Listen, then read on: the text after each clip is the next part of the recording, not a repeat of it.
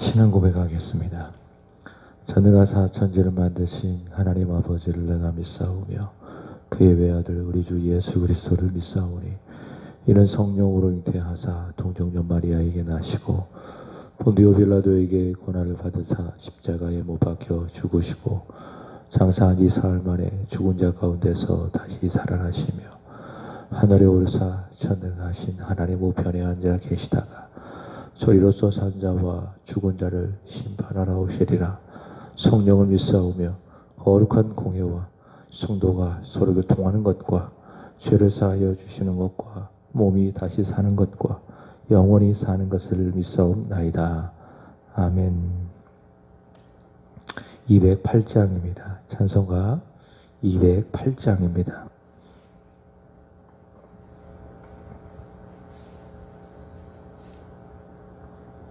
내 주의 나라와 주 계신 성전과 비을려 사신 교회를 늘 사랑합니다. 내 주의 교회는 천성과 같아서 눈동자같이 아끼사 늘 보호하시네. 이 교회 위하여 눈물과 기도로 내 생명 다하기까지 늘 봉사합니다. 경도의 교제와 교회의 위로와 그 주와 맺은 언약을 늘 기뻐합니다. 하늘의 영광과 베푸신 은혜가 진리와 함께 영원히 시온에 넘치네. 아멘.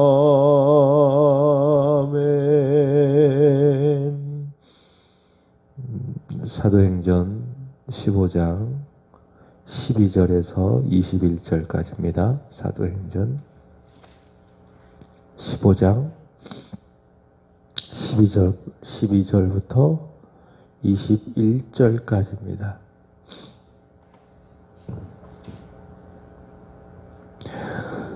온 무리가 가만히 있어 바나바와 바울이 하나님께서 자기들로 말미암아 이방인 중에서 행하신 표적과 기사에 관하여 말하는 것을 듣더니 말을 마침에 야고보가 대답하여 이르되 형제들아 내 말을 들으라. 하나님이 처음으로 이방인 중에서 자기 이름을 위할 백성을 취하시려고 그들을 돌보신 것을 시므온이 말하였으니 선지자들의 말씀이 이와 일치하도다. 기록된 바 이후에 내가 돌아와서 다윗의 무너진 장막을 다시 지으며 또 그 허물어진 것을 다시 지어 일으키리니 이는 그 남은 사람들과 내 이름으로 일컬음을 받는 모든 이방인들로 주를 찾게 하려 함이라 하셨으니 즉 예로부터 이것을 알게 하시는 주의 말씀이라 함과 같으니라.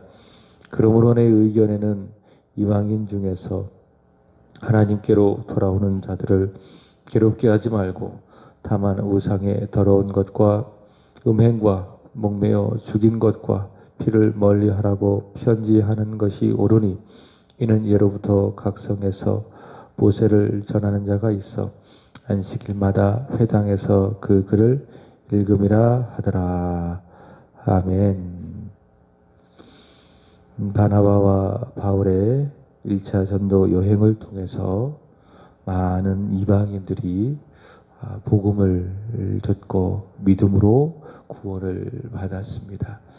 앞서 확인한 것처럼 영생을 주시기로 작정된 자들이 복음을 듣게 되면 믿음을 갖게 되고 그로 말미암아 구원을 받게 되는 것이죠. 근데 교회 안에 있었던 유대주의적인 생각을 버리지 못한 그 유대인들이 있었습니다. 이들은 믿음으로 구원을 받는다라고 하는 그 복음의 진리를 온전히 믿지 못했기 때문에 안디옥 교회로 와서 이방인들이 구원을 받으려면, 다시 말해 온전한 구원을 받으려면 믿음으로 말미암아 구원을 받는 그것은 부족하다. 모세의 법대로 할례를 받아야 된다라고 주장을 했습니다. 이 주장과 대립했던 그런 사람들이 있는데 1차 전도 여행의 주된 사역자들이죠. 바울과 바나바. 이들은 오직 믿음으로 구원을 받는다라고 전했고 또 그렇게 주장을 하게 됩니다.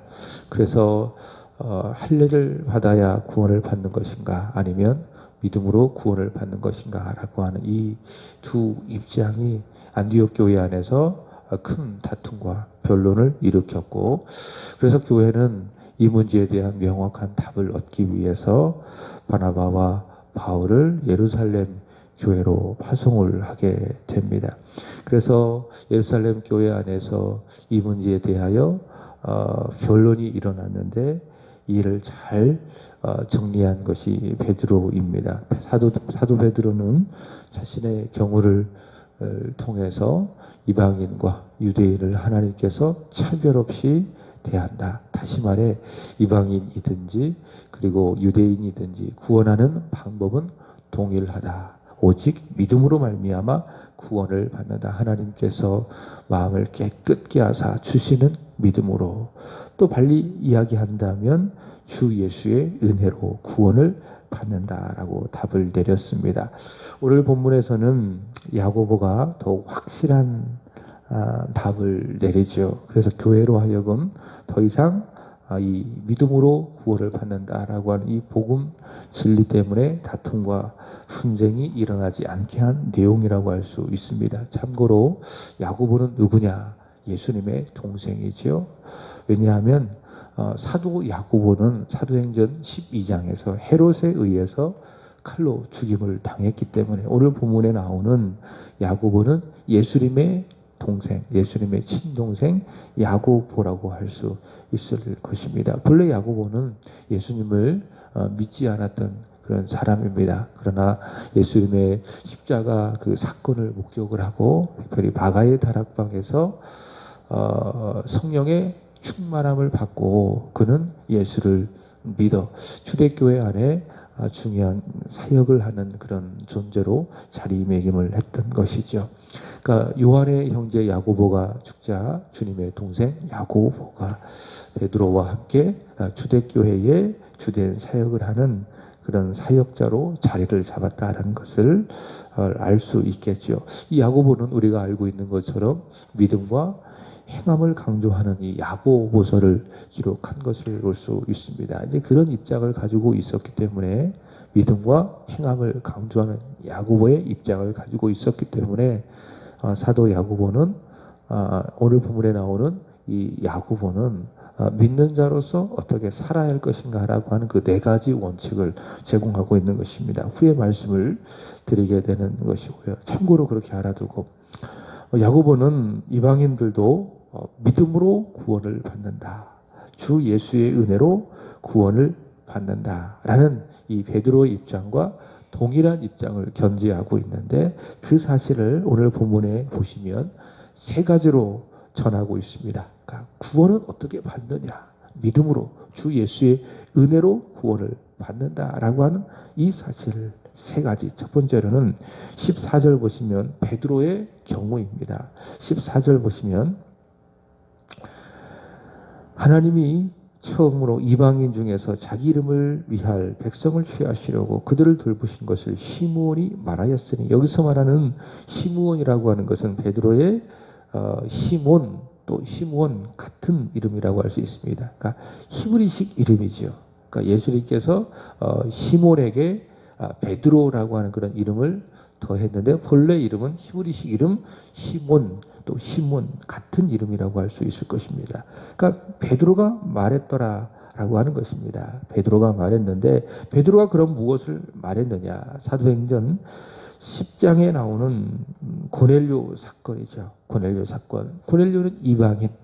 그 이방인에게 성령의 이끌림을 받아 베드로는 복음을 전했습니다. 복음을 전하자 그들도 구원을 받았던 사건. 그들도 구원을 받았던 사건.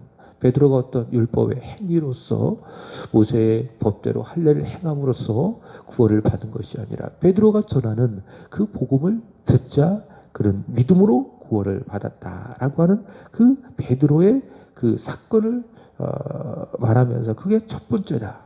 이것을 보니 이방인들도 우리와 똑같이 차별 없이 믿음으로 구원을 받는다라는 것이고요. 자, 두 번째로는 선지자들의 말씀의 성취이다라는 겁니다. 15절 보시면 자, 선지자들의 말씀이 이와 일치하도다. 그러니까 고넬료와 같은 이방인이 복음을 듣고 믿음으로 말미암아 구원을 받은 그 사건은 선지자들이 이미 말씀하신 것과 일치했다라고 하는 겁니다. 자, 그것은 무엇이냐? 기록된 바 16절 이후에 내가 돌아와서 다윗의 무너진 장막을 다시 지으며 그 허물어진 것을 다시 일으키리니 이는 그 남은 사람들과 내 이름으로 일컬음을 받는 모든 이방인들로 주를 찾게 하려 함이라. 이렇게 이야기하고 있습니다. 이 말씀은 아모스 구약선지서 아모스 9장 11절 12절 한번 나중에 기회되면 찾아보세요. 아모스 9장 11절과 12절의 말씀을 인용한 것인데 하나님의 구원 계획은요. 하나님께서 죄인을 구원하시기 위한 그 구원의 계획, 구속의 계획은 순서가 있습니다. 자, 먼저 17절 보시면 그 남은 사람들은 누구인가 하면 이스라엘 중에서도 이스라엘 백성들을 말하는 겁니다. 이스라엘 백성들 중에서도 하나님께서 선택하신 사람, 영생을 주시기로 작정된 사람을 하나님께서 먼저 구원하시는 겁니다. 그래서 하나님께서 이스라엘 백성을 선택하신 거예요. 그러니까 그들이 잘나서 그들이 구원을 받을 만한 특별한 조건과 또 자격이 있어서 하나님께서 이스라엘 백성들을 선택하시고 그들을 자기 백성으로 삼은 것이 아니라 하나님의 구원의 계획 때문에 그렇다라는 겁니다. 먼저 이스라엘 백성들을 구원하시고 그들을 통해서 이방인들이 구원을 받게 하기 위해서 하나님께서 먼저 이스라엘 백성들을 구원하신 것입니다. 이런 어떤 구원의 계획이 있었기 때문에 사도 바울은 1차 전도 여행 때도 그렇지만 복음을 전하기 위해서 사도 바울은 이방인을 위한 사도입니다. 그러면 복음을 전할 때에 1차 전도 여행 때 이방인들에게 직접 찾아가서 복음을 전해야 되는데 그렇게 하지 않습니다. 먼저 유대인들에게 복음을 전하는 것을 볼 수 있습니다. 그래서 어떻게 해요? 비시디의 안디옥에서나 그리고 비시디의 안디옥에서나 이런 곳에서 어떻게 하는가 하면 유대인의 회당으로 먼저 들어가서 거기서 복음을 전하죠. 왜냐하면 하나님의 구원의 계획이 그렇기 때문에 먼저 유대인들이 복음을 듣고 그들을 통해서 이방인들이 구원을 받게 하는 것이 하나님의 구원의 계획의 순서라는 것을 그가 알았기 때문에 그렇다라고 하는 겁니다. 구약 선지서가 같은 내용을 이야기했습니다. 이는 그 남은 사람들을 먼저 하나님께서 구원하시고 그 다음 그들을 통해서 내 이름으로 일컫는 받는 모든 이방인들이 주를 찾게 하려 함이라. 자, 이 사실을 아모스 선지자는 구약의 말씀을 통해서 예언을 했더라라고 하는 것입니다. 달리 말한다면 구약은 구원이 이스라엘 백성들뿐만이 아니라 이방인들까지 구원을 받는다라는 그 사실을 예언을 했고 예언과 성취라고 하는 그 관점에서 구약은 예언, 예고, 그 다음에 신약은 성취라고 하는 이런 관점에서 물론 구약 시대에도 이방인들이 구원을 받는 일이 없는 것이냐 그건 아니에요. 그러나 이제 부분적으로만 이방인들의 구원을 받았어요. 예를 든다면 출애굽시 이스라엘 백성들을 하나님께서 애굽에서 이렇게 꺼내실 때에 그 안에는 이스라엘 백성들뿐만이 아니라 다른 그런 수많은 잡족들도 포함되어져 있는 것을 볼 수 있습니다. 그리고 여호수아에 가보면 그들에게도 할례를 행하게 하는 것을 볼 수가 있습니다. 이방인들 구원은 구약 시대에도 있었다. 그러나 부분적으로 전면적으로 이루어진 것이 아니라 부분적으로만 이루어졌다라고 하는 그런 것이죠. 그러나 이제 신약시대에 넘어와서는 이방인들이 아주 전적으로 구원을 받는 것을 볼 수 있습니다. 그래서 구약은 예언, 이방인들이 구원을 받게 된다라고 하는 그 사실을 선지자들 또 여러 믿음의 사람들을 통해서 예언을 했고, 신약에 와서는 이 사실이, 이 예언이 성취가 되었는데, 특별히 오순절이만 성령으로 말미암아 교회가 세워지죠. 또 그 교회가 복음의 전파를 통해서 이방인들까지 확장됩니다. 그래서 최초에 세워진 교회가 안디옥 교회, 이 안디옥 교회.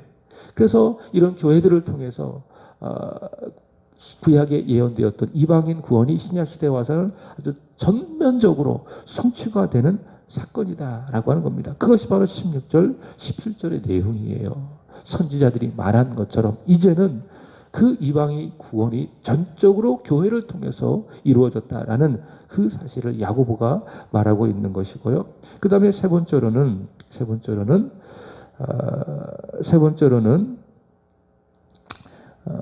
바울과 바나바의 사역 때문에 그렇습니다. 12절 보시면 온 무리가 가만히 있어 바나바와 바울이 하나님께서 자기들을 말미암아 이방인 중에서 행하신 표적과 기사에 관하여 말하는 것을 듣더니, 자, 바나바와 바울이 하나님이 함께 하심으로 표적과 기사를 행했죠. 누구에게? 이방인들에게. 그래서 하나님께서 역사하셔서 그들에게 복음이 전해져서 그들이 구원을 받게 됐다라고 하는 겁니다. 자, 그런데 고넬료에게 베드로가 복음을 전했고, 또 구약의 선지자 아모스의 성취처럼 이방인들이 구원을 받았고, 또 바나바와 바울이 표적과 기사를 통해서 하나님이 함께 하심으로 복음을 전했을 때에 이방인들이 구원을 받았는데, 그럼 어떻게 받느냐? 자, 베드로가 말한 것처럼 야고보도 어떤 입장인가 하면 행위가 아니라 모세의 법대로 할례를 받아서가 아니라 무엇으로? 믿음으로, 주 예수의 은혜로 믿음으로 말미암아 구원을 받는다라고 하는 겁니다. 이게 야고보의 입장이에요. 베드로와 똑같아요. 자, 그렇지만 야고보는 유대인과 이방인들의 이 이질감을 좁히고, 왜냐하면 교회 안에 한 몸의 공동체를 이루어야 되기 때문에 유대인이나 이방인이라 그들 사이의 이 간격, 또 이질감을 좁히고, 교회가 진리 안에서, 복음 안에서 하나가 되게 하기 위해서 한 가지의 좋은 의견을 내어놓습니다. 그러니까 지혜로운 의견을 내어놓는 거예요. 그저 무조건 아직도 유대주의적인 사고를 버리지 못하는 그런 유대인들을 향하여서 너희들의 입장을 절대 포기해야 된다라고 무조건 강조하지 않았다는 거예요. 그건 후에 성령께서 그들의 어떤 생각들을 바꾸실 것이라고 하나님께 맡겨드리고, 그러나 유대인들의 입장도 생각을 해서 유대인들과 이방인 사이에 어떤 간격을 좁히고 그들로 하여금 진리 안에서, 복음 안에서 하나가 되게 하기 위한 하나의 의견을 내놓습니다. 그것이 무엇인가 하면 20절입니다. 20절 보시면, 자, 먼저 19절 보시면, 그러므로 내 의견에는 이렇게 이야기하는 겁니다. 그죠? 자, 앞에까지 무엇을 이야기했는가 하면 이방인들도 믿음으로 말미암아 구원을 받는다, 이렇게 이제 전하면서, 자, 그렇지만 내 의견에는 이방인 중에서 하나님께로 돌아오는 자들을 너희가 괴롭게 하지 말고, 무슨 말이죠? 그들에게 행위를 강조해서, 할례를 강조해서 이미 믿음으로 받는 그 구원에 대하여 혼란을 주지 말아라. 헷갈리게 하지 말아라. 다만 20절 중요한 말씀입니다. 우상의 더러운 것, 그 다음에 음행, 목매어 죽인 것, 피를 멀리하라고 편지하는 것이 옳겠다. 이렇게 이제 야고보는 의견을 제시합니다. 네 가지를 말합니다. 첫 번째로는 우상의 더러운 것을 멀리해라. 이것은 고린도전서 8장 1절부터 13절의 말씀처럼 우상에게 바친 제물을 먹는 문제입니다. 그 음식을 먹지 말라라고 하는 것이죠. 사실 음식은요, 먹어도 그것이 우상에게 전한 음식이든지 또 그렇지 않든지 먹으라 먹지 않으나 바울의 의견에 의한다면, 바울의 말에 의한다면 상관이 없어요. 모든 음식은 상관이 없어요. 그러나 교회의 건덕을 위해서 또 지체와 지체 사이의 그런 유익을 위해서 만약 상대방이 내가 우상의 음식을 먹는 문제로 말미암아 상대방이 마음에 걸림을 받게 된다면 바울이 뭐라는 바가 뭡니까? 나는 그 음식을 먹지 않겠다. 그 음식을 먹느냐 먹지 않느냐 이것은 본질적인 문제가 아니다. 그러나 상대방을 위해서 상대방이 그걸로 인하여 시험에 들 수가 있다면 나는 먹지 않겠다. 그게 이제 바울의 의견이겠죠. 여기 야고보도 마찬가지라는 거예요. 구원의 조건으로서 우상의 더러운 것을 먹지 말아라. 이런 의미가 아니라 교회의 일치와 화합을 위해서 첫 번째 우상의 더러운 것, 우상에게 절한 그 음식을 먹지 말아라 라는 것이고요. 두 번째는 음행을 멀리해라. 이 음행은 어떤 것인가 하면 당시에는 그 모든 종교의 그 신전이 있죠. 그 신전에서 우상을 숭배하는 그 종교적 행위가 이루어졌는데 그것과 함께 꼭 따라온 것이 무엇인가 하면 성적인 관계를 맺게 되는 겁니다. 그것이 사도 바울이 말한 음행이고 또 야고보가 말한 음행이라고 하는 거예요. 그러니까 우상에게 제사하면서 행하는 그 문란한 성행위 그것이 바로 음행인데 그 음행을 멀리 해라. 또 고린도 교회 안에 있었던 다양한 성적인 문제 예를 든다면 근친 상간과 같은 그런 음행을 멀리해야 된다라는 것이고요. 세 번째로는 목매어 죽인 것을 멀리해라 이렇게 이야기합니다. 왜냐하면 목매어 죽이면 피가 빠지지 않았기 때문에 하나님께서 창세기 9장 4절에 너희가 고기를 먹어도 좋다. 그러나 그 생명이 되는 피는 먹지 말아라. 그러니까 노아 홍수 이전에는 하나님께서 사람에게 주신 주된 음식이 무엇인가 하면 채식이었어요. 채식. 그러니까 채식. 그러니까 하나님께서 본래 사람을 하나님의 형상대로 창조하셨을 때에 그 먹거리는 채식이었어요. 채식. 근데 이제 노아 홍수 이후에 하나님께서 육식을 허락하신 겁니다. 그래서 사실 이제 요즘에 야채만 그런 드시는 분들도 있는데 야채가 사실 굉장히 몸에 잘 받는 겁니다. 야채를 먹으면 이렇게 장도 좋아지고 소화도 잘 되고 하나님께서 본래 사람을 채식할 수 있도록 그렇게 만들어 주셨기 때문에 그러나 노아 홍수 이후에 하나님께서 이 육식을 허락해 주셨습니다. 그래서 이제 육식과 함께 이제 채식을 골고루 이제 섭취해야 사람은 건강할 수가 있겠죠. 요즘 뭐 고기가 좋지 않다고 그렇게 이야기하는데 그렇지 않습니다. 연세가 드시면 드실수록 이 단백질을 많이 섭취를 하셔야 됩니다. 자, 근데 고기를 먹을 때 하나님께서 주신 원칙이 있습니다. 창세기 9장 4절 말씀을 보시면 그 생명이 되는 피를 먹지 말아라 라고 말씀을 하셨습니다. 그래서 목매어 죽인 것을 먹을 때 문제가 왜 되냐? 그 안에 피가 있기 때문에 그러니까 피를 빼고 먹어라 이렇게 이야기했는데 목매어 죽인 것은 그렇지 않기 때문에 그것을 멀리해라. 그 다음에 네 번째로는 피를 멀리해라. 이것도 마찬가지죠. 자, 이렇게 우상에 더러운 것, 음행, 목매어 죽인 것, 피를 멀리하는 것. 자, 이것은요 구원의 조건이 아니라는 거예요. 자, 구원의 조건은 오직 하나입니다. 주 예수를 믿는 믿음으로. 베드로 이언하면 주 예수의 은혜로 15장 11절이죠. 그러나 우리는 그들이 우리와 동일하게 주 예수의 은혜로 구원 받는 줄을 믿노라. 구원은 어떻게 받는다?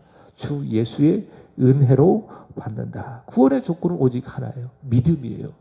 또 달리 이야기한다면 주 예수의 은혜로. 자, 그렇지만 야고보가 말하는 것은 무엇인가 하면 그렇게 믿음으로 주 예수의 은혜로 구원받은 자가 어떻게 살아야 할 것인가 라는 그 의견을 말하는 거예요. 그것이 무엇입니까? 우상의 더러운 것을, 음행을, 그리고 목매어 죽인 것을, 피를 멀리 하는 것이지 구원받은 자로서 순종해야 될 일종의 말씀들이지 구원의 조건은 아니다라고 하는 것입니다. 이는 야고보가 이런 내용들을, 이런 의견들을 제시하는 것은 유대인과 이방인 이 서로의 입장을 배려하고 진리 안에서 교회를 화합하게 하고 일치하게 만드는 의견이고 제안인 것입니다. 여러분, 교회는요 목숨을 걸고 전해야 되는 진리가 있습니다. 또 지켜야 될 진리가 있습니다. 그러니까 이것을 교회가 포기하면 그때부터 교회는 끝장나는 거예요. 무너지는 거예요. 그것이 무엇인가 하면 구원의 문제예요. 구원의 문제. 어떻게 구원을 받느냐? 어떻게 사람이 영생을 얻느냐? 베드로가 말한 것처럼 믿음으로, 오직 은혜로. 16세기 종교개혁이 일어난 것도 근본적으로 보면 구원론의 문제예요. 그 당시 중세교회는 19세기 중세교회는 구원에 있어서 행위 구원을 강조를 했습니다. 그래서 면죄부를 팔았던 것도 그 베이스는 행위 구원이에요. 사람이 구원을 죽었어요.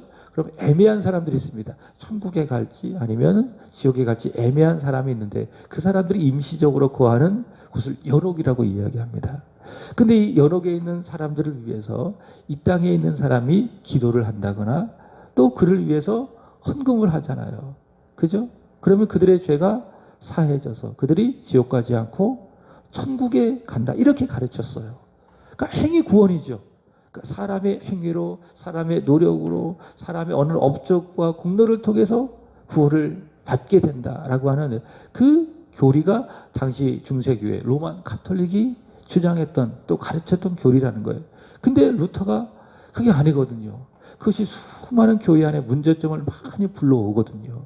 그래서 그가 16세기 1517년 10월 31일에 비텐베르크 성당에서 95개조의 반박문을 쫙 쓰는 것입니다. 당시 로만 가톨릭이 갖고 있었던 여러 가지 문제들을 쫙 기록을 하고 있는데 그런 내용들이 다 성경의 근거를 가지고 이야기했는데 그 베이스가 무엇인가 하면 믿음으로 구원을 받는다. 그래서 루터가 강조했던 것이 무엇입니까? 오직 의인은 믿음으로 말미암아 살리라. 그러니까 미신칭의 믿음으로 말미암아 구원을 받는다. 이것을 강조를 했습니다. 이것이 이제 오늘날의 소위 말해 개신교, 오늘날 기독교의 시작이 된 것입니다. 그러니까 기독교의 복음의 기초, 오늘날 교회의 기초, 본질, 그것은 무엇인가? 구원에 있어서 구원 받음은 행위가 아니라 오직 믿음이다. 오직 은혜로, 오직 믿음으로 구원을 받는다. 이것을 교회가 양보하거나 그리고 포기하면 교회는 변질되는 겁니다. 그리고 복음의 진리는 심각하게 훼손될 수 없습니다. 내가 예수 믿고 구원받는 것에 대하여 내가 뭐 더할 것도 없어요. 뺄 것도 없어요. 오직 주 예수의 은혜로, 예수의 십자가, 그분의 부활이면 충분하다.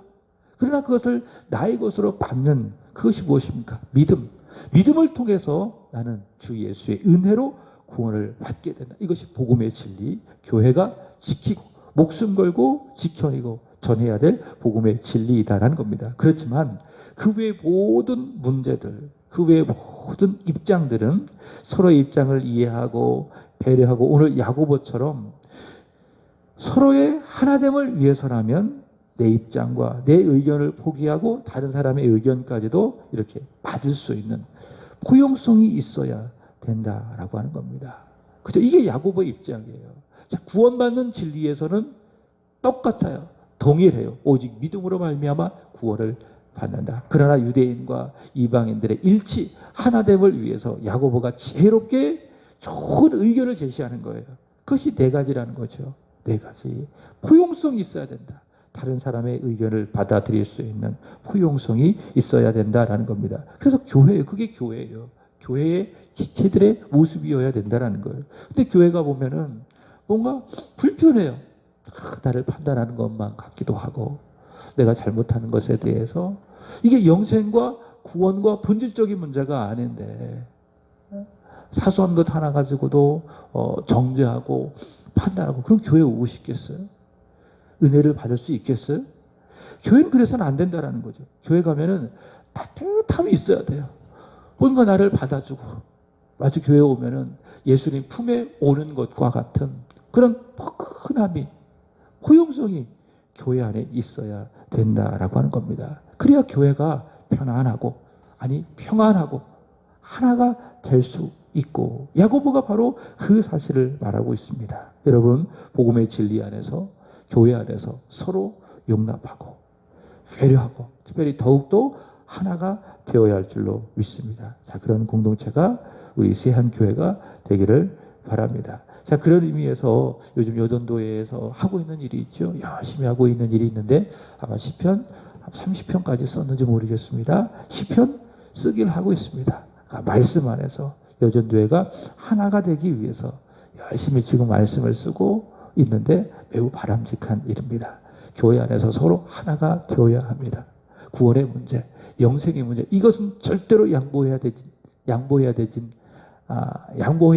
말아야 되지만 그 외의 모든 문제에 있어서는 서로의 입장을 먼저 생각하고 배려해주고 하나가 되기에 힘쓰는 그런 모습들이 있어야 된다. 그게 은혜가 있는 공동체, 은혜가 있는 교회의 모습. 말씀으로 더욱더 하나가 되는 저와 여러분 그리고 우리 세한교회가 되기를 바랍니다. 오늘 말씀의 핵심입니다. 기도하겠습니다. 하나님 아버지, 구원의 진리, 주 예수의 은혜로 구원을 받는다라고 하는 복음의 진리, 이것 우리 세한교회가 더 나아가 이 땅의 교회가 목숨 걸고 생명 걸고 지키게 하여 주시고 또 전하게 하여 주시고 부지런히 성도들에게 가르칠 수 있게 하여 주옵소서. 이 진리 안에서 교회들이 더욱더 굳게 서서 교회가 교회답게 하여 주시고 세상에 구원을 전하는 생명을 전하는 축복의 통로가 되게 하여 주시옵소서. 그렇지만 그 외의 모든 문제들에 하여 서로의 하나됨을 위하여 서로 용납하기 위하여 배려하고 이해하고 양보해 줄 수 있는 포용력, 넉넉한 마음, 지혜로움도 갖게 하여 주옵소서. 복음의 진리 안에서 더욱더 한 몸 하나 되어지는 우리 세한교회 공동체 되게 하여 주시옵소서. 하나님, 오늘은 오구역을 위하여 기도드립니다. 우리 담임 목사님, 사모님, 이정열 권사님, 이종태 목사님, 기련숙 사모님, 기로연 손영솜 집사님, 이기쁨, 이영총, 박형건, 공소영 집사님, 박하랑, 우리 김영숙 성도님, 그리고 최영재, 이송희 부부, 일본에서 복음을 전하시는 윤준수, 양금래 선교사님, 그리고 자녀 윤예림, 윤재준, 이들을 기억해 주시기를 원합니다. 특별히 담임 목사님과 사모님, 늘 영과 육의 강건함을 주시고 맡겨진 사명 마지막까지 잘 감당케 하여 주옵소서.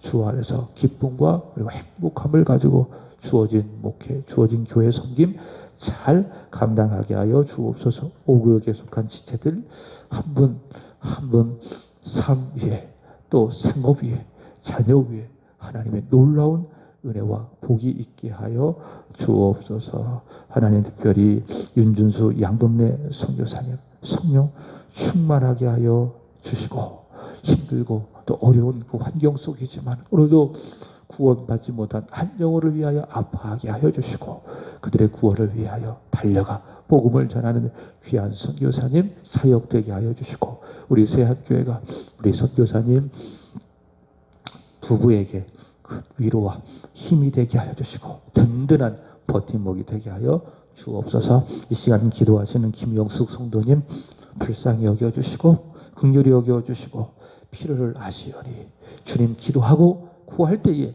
가장 적당한 날에 최고의 좋은 것으로 응답하여 주옵소서.